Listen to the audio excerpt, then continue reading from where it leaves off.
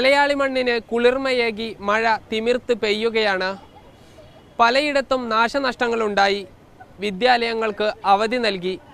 എന്നാൽ മഴ തിരിഞ്ഞു നോക്കാത്ത ഒരിടമുണ്ട് കേരളത്തിൽ. കിഴക്കൻ അട്ടപ്പാടി ഇപ്പോഴും മഴ നിഴൽ പ്രദേശമായി തുടരുന്നു. കേരളത്തിലുടനീളം ശക്തമായ മഴയാണിപ്പോൾ. പുഴകളും അരുവികളും നിറഞ്ഞൊഴുകുന്നു. നാട്ടിൽ എല്ലായിടത്തും മഴ ലഭിക്കുന്നുണ്ടെങ്കിലും കിഴക്കൻ അട്ടപ്പാടിയിൽ ഇപ്പോഴും മഴ എത്തിയിട്ടില്ല. ഈ വർഷം ഒരു മഴ പോലും ലഭിക്കാത്ത പ്രദേശങ്ങൾ അട്ടപ്പാടിയിലുണ്ട്. ഈ പടിഞ്ഞാറൻ കാലവർഷം സൈലന്റ് വാലി, മുക്കാലി ആ ഒരു പ്രദേശങ്ങളിൽ, മുത്തിക്കുളം ആ മലകളിലെത്തുമ്പോൾ അവിടെയൊക്കെ നന്നായിട്ട് മഴ പെയ്യും. അത് കുറച്ച് അതിൻ്റെ ആ ഓവർഫ്ലോ പോലെ വരുന്നത് കുറച്ചെല്ലാം ഈ താവളം വരുന്ന പ്രദേശങ്ങളിലേക്ക് കിട്ടുന്നുണ്ട്. അപ്പോൾ അവിടെ എത്തുമ്പോഴേക്കും എന്ത് വെച്ചാൽ ഈ കാറ്റിങ്ങനെ പടിഞ്ഞാറുന്ന് അടിക്കുന്നുണ്ട്. ഇത് ഈ മലയുടെ മുകളിൽ വന്ന് അതിൻ്റെ ആ ഒരു ശക്തിയിൽ ഇത് മുകളിലേക്ക് പൊങ്ങിയാൽ പോവുക. ഈ മഴക്കാറ് മുകളിലേക്ക് പൊങ്ങി അതിങ്ങനെ അങ്ങ് ഡിസ്പേഴ്സ് ചെയ്ത് പോകും ഇവിടെ എത്തുമ്പോഴേക്കും. ഈ കിഴക്കൻ അട്ടപ്പാടി കൂടുതൽ ഉയർന്ന പ്രദേശങ്ങളായിരുന്നെങ്കിൽ ഈ കൂടുതൽ മഴ കിട്ടുമായിരുന്നു. ഇത് താഴേക്ക് പോകുന്നതോറും ഈ മഴക്കാറ് പടിഞ്ഞാറുന്ന് വരുന്നത് പതുക്കെ ഡിസ്പേഴ്സ് ചെയ്ത അന്തരീക്ഷത്തിൽ അങ്ങ് ഇല്ലാതാവുന്നുണ്ട്. മരുഭൂമിയിൽ സുലഭമായി കാണുന്ന കള്ളിമുൾച്ചെടികൾ അട്ടപ്പാടിയിലെ സ്ഥിരം കാഴ്ചയാണ്. ഒരു കാലത്ത് നിബിഡ വനമായിരുന്ന ഭൂമിയിലാണിപ്പോൾ കള്ളിമുൾച്ചെടികൾ തഴച്ച് വളർന്നുകൊണ്ടിരിക്കുന്നത്.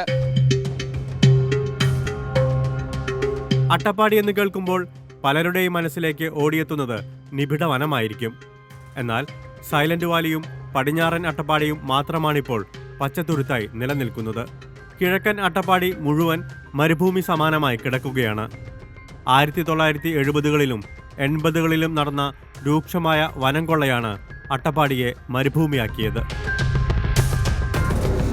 അതായത് സൈലന്റ് വാലി തൊട്ട് ഇങ്ങോട്ടുള്ള സ്ഥലങ്ങളിൽ 4000 മില്ലിമീറ്റർ മഴ ലഭിക്കുമ്പോൾ അങ്ങോട്ട് കിട്ടുന്ന നമുക്ക് 750 മില്ലിമീറ്റർ വരെ മഴ മാത്രമേ ലഭിക്കുള്ളൂ.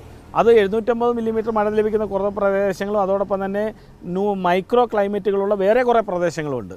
ഒരു കാലത്ത് നിബിഡമായിരുന്ന മലകളായിരുന്നു അവിടെ ഉണ്ട്. അത് ചുരുളിയായിരുന്നു. ചുരുളി മരങ്ങൾ ആദ്യം വെട്ടിയത് റെയിൽവേയുടെ സ്ലീപ്പർ ഉണ്ടാക്കാൻ വേണ്ടിയാണ്. റെയിൽവേയുടെ സ്ലീപ്പറുകൾക്ക് വേണ്ടി ബ്രിട്ടീഷുകാർ വെട്ടി. പിന്നെ 70കളിൽ ഒരു വലിയ തർക്കമുണ്ടായി. മൂപ്പിൽ നായരുടെ സ്ഥലമാണോ ഗവൺമെൻറ്റിൻ്റെ ആണോ, ഗവൺമെൻറ് അവർ തമ്മിൽ കേസുണ്ടായി.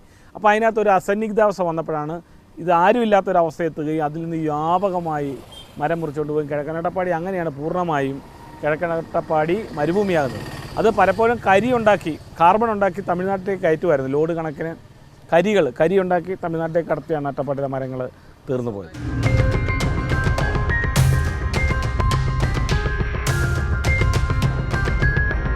മലയിൽ നിന്ന് മരങ്ങൾ വെട്ടിപ്പോവുകയും നമ്മുടെ മൺസൂൺ കാറ്റിൻ്റെ ഗതി അത് കാരണം മാറിപ്പോവുകയും ചെയ്തത് കാരണം അവിടെ മഴയുടെ അളവ് വളരെ കുറയുകയും അവിടുത്തെ സ്വാഭാവികമായിട്ടുള്ള മഴ നോർത്ത് ഈസ്റ്റ് മൺസൂൺ മാത്രമായിട്ട് മാറുകയും ചെയ്തിട്ടുണ്ട്. ഇപ്പോഴത്തെ ഈ വർഷത്തെ കണക്കെടുത്ത് കഴിഞ്ഞാൽ സൗത്ത് വെസ്റ്റ് മൺസൂൺ ആകപ്പാടെ 1-2 മഴ മാത്രമാണ് അവിടെ നമുക്ക് കിട്ടിയിട്ടുള്ളത്. അല്ല, നമ്മുടെ ഭൂതി വഴി വരെയുള്ള അട്ടപ്പാടിയിൽ ഭൂതി വഴി വരെയുള്ള ഭാഗങ്ങളിൽ മഴ സ്വാഭാവികം നല്ല രീതിയിൽ പെയ്യുകയും അതോടൊപ്പം തന്നെ കുറച്ചൊരു 1 കിലോമീറ്റർ അങ്ങോട്ട് പോയി കഴിഞ്ഞാൽ വളരെ ഡ്രൈ ആയിട്ടുള്ളൊരു കാലാവസ്ഥ ഉണ്ടാവുകയും ചെയ്യുന്ന വളരെ അതിശയകരമായിട്ടുള്ളൊരു അവസ്ഥയാണ് നമുക്ക് അട്ടപ്പാടിയിൽ കാണാൻ കഴിയുന്നത്. മനുഷ്യന്റെ ആർത്തി കൊണ്ട് മരുഭൂമിയായ പ്രദേശമാണ് അട്ടപ്പാടി. വൻകുന്നുകൾ ഇടിച്ചു നിരത്തിയതിനാൽ മേൽമണ്ണ് ഒലിച്ചു പോകുകയും അടിത്തട്ടിലെ മണ്ണ് മുകളിലെത്തുകയും ചെയ്തു. ഇതോടെ സാധാരണ സസ്യങ്ങൾ മുളയ്ക്കുന്നത് കുറഞ്ഞു. അട്ടപ്പാടി മരുഭൂമിയാകുന്നു എന്നതിൻ്റെ ഏറ്റവും വലിയ പ്രധാന പ്രശ്നമായിരുന്നു കള്ളിച്ചെടികൾ ഇങ്ങനെ കയറി വന്നു. ഇപ്പോൾ അത് ഏകദേശം കാറയുടെ പ്രദേശങ്ങൾ വരെ കള്ളിമുള്ളിച്ചെടി വന്നിട്ടുണ്ട്. കള്ളിമുള്ളു വളരുക എന്ന് പറഞ്ഞാൽ ഒരു പ്രദേശം മരുഭൂമിയാകുന്നുണ്ട്. അതുപോലെ ഒപ്പം തന്നെ ഒരു സർവേയുടെ പഠനമൊക്കെ വന്നിരുന്നു.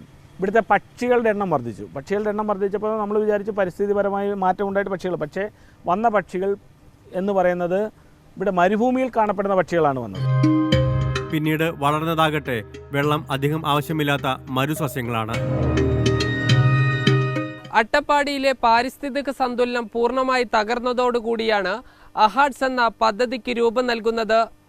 പരിസ്ഥിതി പുനഃസ്ഥാപന പദ്ധതിയുടെ കാലാവധി കഴിഞ്ഞതോടുകൂടി സർക്കാർ ഇത് അവസാനിപ്പിച്ചിരിക്കുന്നു. ഇവിടെ പുതിയ പദ്ധതി തുടങ്ങുകയും ചെയ്തു. 1982 അട്ടപ്പാടിയിൽ രൂക്ഷമായ വരൾച്ച ഉണ്ടായി. അട്ടപ്പാടിയിലെ പരിസ്ഥിതി പുനഃസ്ഥാപനം വേണമെന്ന ആവശ്യം ശക്തമായി. ഇതേ തുടർന്നാണ് Attappadi hills area development society എന്ന അഹാഡ്സ് തുടങ്ങുന്നത്. ജപ്പാൻ ഇന്റർനാഷണൽ ബാങ്കിന്റെ സഹായത്തോടെ അട്ടപ്പാടിയിൽ നഷ്ടപ്പെട്ട പരിസ്ഥിതി സന്തുലനം വീണ്ടെടുക്കുന്നതിനായി വിവിധ പദ്ധതികൾ നടപ്പാക്കുകയാണ് അഹാഡ്സ് ചെയ്തത്. ഇതിന്റെ ഭാഗമായി 12,000 ഹെക്ടർ സ്ഥലത്ത് മരങ്ങൾ വെച്ചുപിടിപ്പിച്ചു. നിരവധി മഴക്കുഴികളും ചെക്ക് ഡാമുകളും നിർമ്മിച്ചു. എന്നാൽ അഹാഡ്സിന്റെ പ്രവർത്തന കാലാവധി അവസാനിച്ചതോടെ പരിസ്ഥിതി പുനഃസ്ഥാപനത്തിന് തുടർച്ചയില്ലാതെ പോയി. അഹാഡ്സ് പ്രവർത്തിച്ച കെട്ടിടത്തിൽ പുതിയ പദ്ധതി തുടങ്ങിക്കഴിഞ്ഞു. പരിസ്ഥിതി പുനഃസ്ഥാപനത്തിനായി കോടികൾ ചെലവഴിച്ച സ്ഥലത്ത് ഇപ്പോഴും കടുത്ത വരൾച്ചയാണ് അനുഭവപ്പെടുന്നത്. അട്ടപ്പാടിയിലെ കോട്ടത്തറയിൽ അഹാഡ്സ് നിർമ്മിച്ച ചെക്ക് ഡാമാണിത്. ഈ പെരുമഴക്കാലത്തും ഇവ വറ്റി വരണ്ട് കിടക്കുകയാണ്. അട്ടപ്പാടിയിലെ ആദിവാസികൾ ഉൾപ്പെടെയുള്ള ജനങ്ങൾക്ക് കുടിവെള്ളം ഇന്നും കിട്ടാക്കനിയായി തുടരുന്നു. അട്ടപ്പാടിയിലെ വെള്ളത്തിന്റെ കുറവ് പരിഹരിക്കുന്നതിനായാണ് അഹാഡ്സ് 4000-ഓളം ചെക്ക് ഡാമുകൾ നിർമ്മിച്ചത്. ഇവയിലൊന്നും ഇന്ന് വെള്ളമില്ല. എന്തിന് അഹാഡ്സിന്റെ പ്രവർത്തന ഫലമായി പുനർജനിച്ച പുഴ വീണ്ടും മരിച്ചു. 100-150 വർഷം കൊണ്ട് വെട്ടിത്തീർക്കുകയും നശിപ്പിച്ചു കഴിഞ്ഞമായ ഒരു പരിസ്ഥിതിയെ 10 വർഷം കൊണ്ട് പുനഃസ്ഥാപിക്കാൻ പറഞ്ഞാൽ നടക്കുന്ന കാര്യമല്ല. അതൊരു പാലം കെട്ടുന്നല്ലോ റോഡ് കെട്ടുന്ന പോലെയോ ഡൽഹിയിൽ ഇരുന്നിട്ട് തീരുമാനിക്കേണ്ട കാര്യമില്ല. അതിനൊരു ലോങ് പ്രോസസ്സാണ്. അതിൻ്റെ തുടർ പ്രവർത്തനങ്ങൾ ഉണ്ടാകണം. പക്ഷേ ഒരു ഘട്ടത്തിൽ തുടർ പ്രവർത്തനങ്ങളില്ലാതെ പദ്ധതി അവസാനിപ്പിച്ചു. അതിൻ്റെ റിയാക്ഷനാണ് ഇപ്പോൾ വീണ്ടും ഒഴുകിക്കൊണ്ടിരുന്ന കൊടകരപ്പള്ളം നിലച്ചു പോയത്. അത് അട്ടപ്പാടിയിലെ സമഗ്ര മേഖലയിൽ നിന്ന് തന്നെ അത് പ്രതിഫലിച്ചു. വാഴകൃഷിക്കായും മറ്റു നിർമ്മാണ പ്രവർത്തനങ്ങൾക്കായും കുന്നുകൾ ഇടിച്ചു നിരത്തുന്നു. തന്മൂലം മണ്ണ് വന്നടിഞ്ഞ് ചെക്ക് ഡാമുകൾ ഇല്ലാതായി. കാറ്റാടി യന്ത്രങ്ങൾ സ്ഥാപിക്കുന്നതിനായി നിർമ്മിച്ച റോഡുകളും മണ്ണൊലിപ്പിന് കാരണമായി. കസ്തൂരി രംഗൻ റിപ്പോർട്ടിന്റെ മറവിലും മറ്റും ആയിരക്കണക്കിന് മരങ്ങളാണ് ഈ വർഷം മാത്രം മുറിച്ചു വിറ്റത്. ഇതാണ് 3 വർഷമായി ഒഴുകിയ കൊടകരപ്പള്ളം ഇത്തവണ പൂർണ്ണമായി വറ്റിയതിനു കാരണം. மழை இப்போ வந்தே 3 வருஷம் ஆச்சு. நிறையமா மழை வந்து மழையே இல்லை. எல்லா விலைவாசியெல்லாம் இப்போ எச்சு. ஒன்றும் வெள்ளம் இருந்தால் தான் ஆகும். வெள்ளம் இல்லை. காய்கறியெல்லாம் முதல்ல வைப்போம். ஒன்றும் காய் இல்லை, காய்கறியில் ஒன்றும் இல்லை. கிணத்துல தண்ணியில் 3 இது வெட்டியாச்சு. போரு போட்டாச்சு. போரு போட்டு தண்ணி இல்லை. இந்த மாதிரி தான் நிலைமை அட்டப்பாடி ஏரியாவில். இப்படி தான் வறட்சி. தண்ணி கூட இல்லை. மாடு கூட குடிக்கிறதுக்கு தண்ணி இல்லை. என்ன செய்கிறது? மனுஷனுக்கு அலமாதிரிட்டே தான் இருக்கிறேன். மழை ரொம்ப குறவு. 2-3 வருஷம் ஆச்சு. ശരിക്കും നല്ല പെഞ്ച് 3 வருஷம் ஆச்சு. இப்போ ഈ വർഷം ஒரு தூரல் மாத்திரம் உண்டு. அந்த தூரில் இந்த மாதிரி பசுபத்துக்கு இல்லை, அதுவும் இல்லை. எல்லாம் உணங்கி போச்சு. கிருஷி ஒன்றும் செய்ய முடியாது.